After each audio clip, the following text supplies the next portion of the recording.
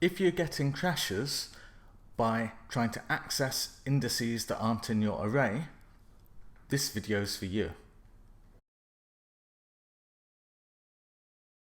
One of the problems while coding Swift is you might try to access an array element and there's no element there.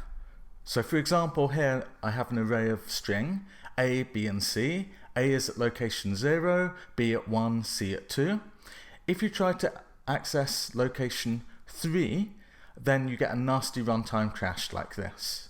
The same would happen -1. There's no element there either, so it would crash.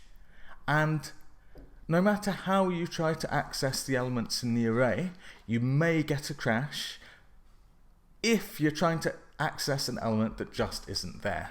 So a solution might be to use an extension, a lot like this one, which makes sure that your index is within the array, and if it is, you return the element. If it's not, you return nil.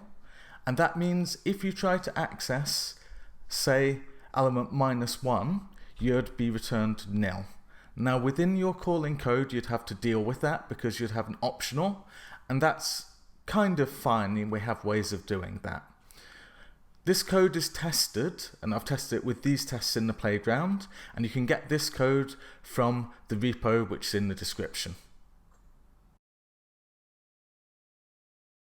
So I hope that's a handy tip for you, and you can use it as an extension in your project and make sure those nasty crashes don't happen to your users.